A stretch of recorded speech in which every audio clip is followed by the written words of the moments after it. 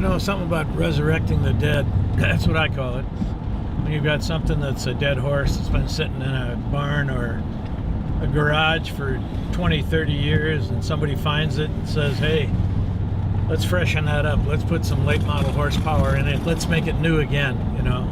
That's the joy in all this for me, anyway.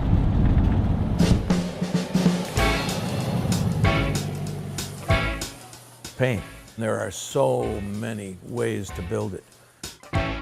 It is the most important thing, I think. It's what draws people to the car.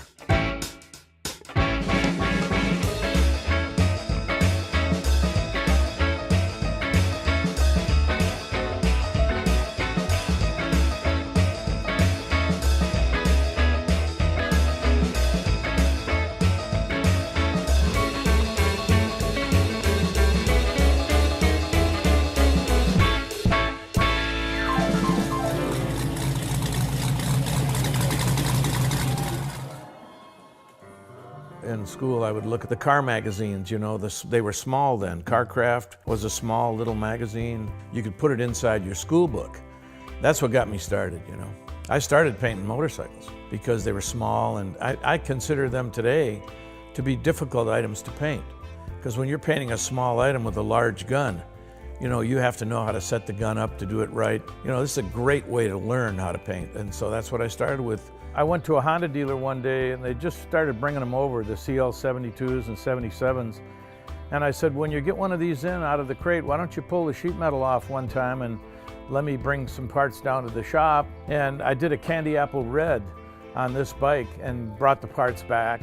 And he put the bike together and he pushed it out on the show floor and put the kickstand down, and 20 minutes later it was sold. I met Frank Nicholas, who was a partner of mine for a year.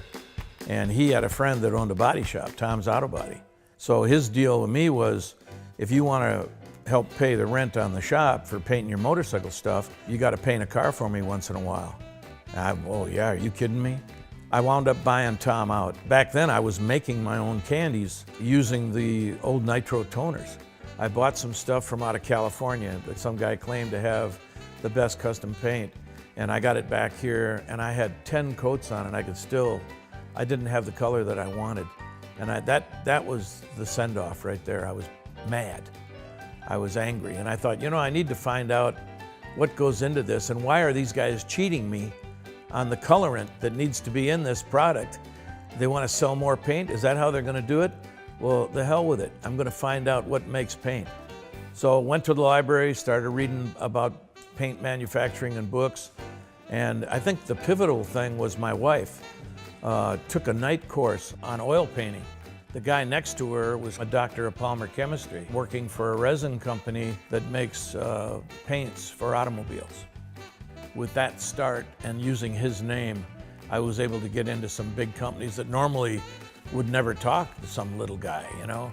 And so I found out which resin was the best one for what I was trying to do. And I started buying drums of resin and making my own stuff, never intending to sell 10 cents of it to anybody. I was doing it for me. I just wanted to have control over what I was doing. And one day with my lawyer here, he was standing up front. I had mixed a gallon of candy color for somebody, and I was pushing the gallon across the counter. And he said, "What's that?" I said, "Well, I just sold him a gallon of my candy paint that I make." And he said, "Where's the label? What, you don't have a label?" "No, you have to have the warnings on here and stuff." He said, "If you're gonna manufacture," and I like the sound of that, "if you're gonna be a manufacturer," never entered my mind. I thought, you know, I am doing something unique here. And so we developed the first label. So that was when I started thinking about really getting serious about this. You know, there's some arguments of how that all started. I thought, well, we got a lot of paint on the shelves. It's like our little place is nothing but color, so it's a house of color. And then I changed it to K on the color just because of my last name, Kosmosky. And I got permission to do that from George Barris. He invited me in the shop and just said, I mean, I was just a kid, you know, he was really friendly. He said, just walk around, help yourself, you know. They caught me in the paint room and told me to get out of there. They didn't want me in the paint room. I started going to the car shows with the stuff that I had painted, and I started winning all these best paint awards. I mean, I was taking them from everybody because of the quality of the color. You walk into a show at one point in time, and you could point at the cars that had House of Color on them because they stood out that much.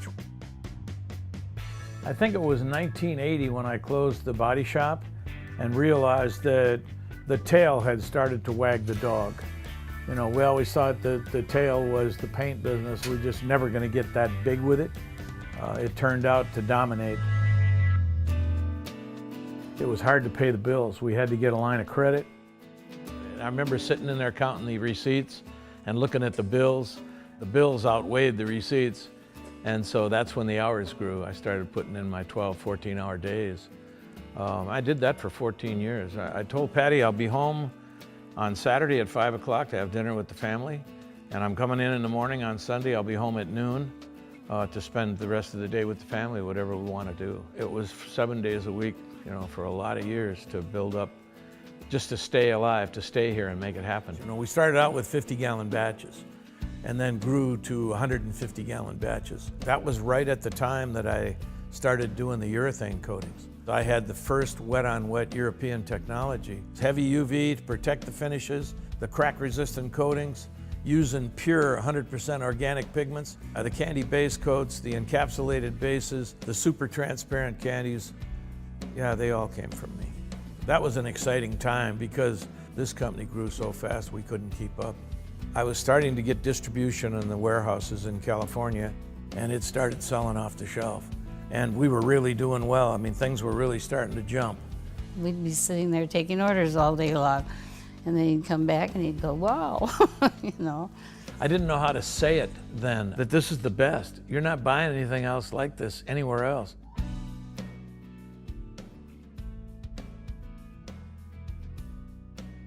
I think the Egyptians were the first civilization to spend a lot of time on art.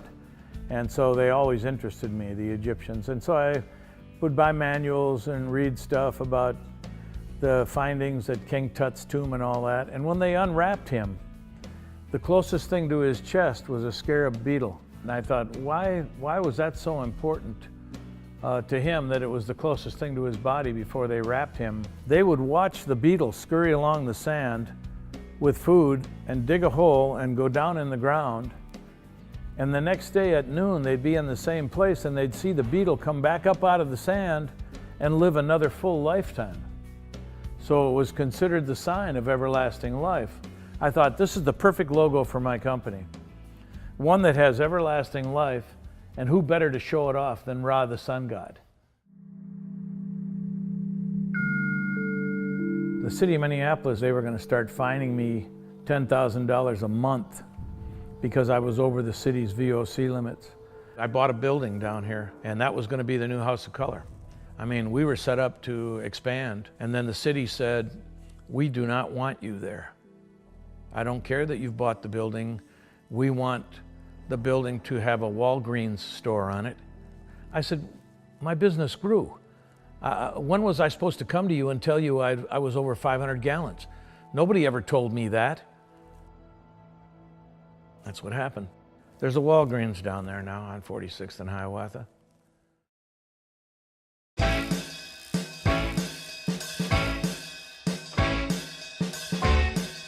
Valspar had come to me and asked me if I could help them with their clear. They were having trouble with their automotive clear. I'm developing new colors, which is the exciting part for me. And it's good to be back in the trenches.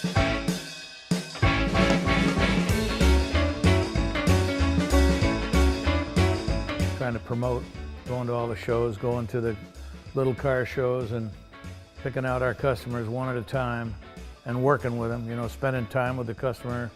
That's the key thing, you know. Large companies are trying to figure out what does it take to keep your customer. Well, you have to treat them with respect and be there to help them to make sure the job turns out well. And obviously give them the best products that you can make. That's what we've always done. I look at it like it's all common sense. But common sense is so rare, it should be called uncommon sense. I'm a perfectionist to an extent, but I know it doesn't exist, but you can get very, very close. I look at things like how I can change them, how I can make them better, and a bit of a futurist.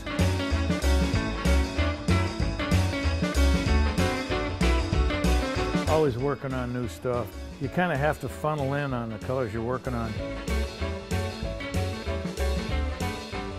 I haven't met anybody that's got it all figured out, but I've probably made more mistakes than most people you know because I've been out there breaking ground. I just don't think the paint industry would be where it is if it weren't for him. Mainly as an innovator. I mean, that truly is what he is. He's the color guy.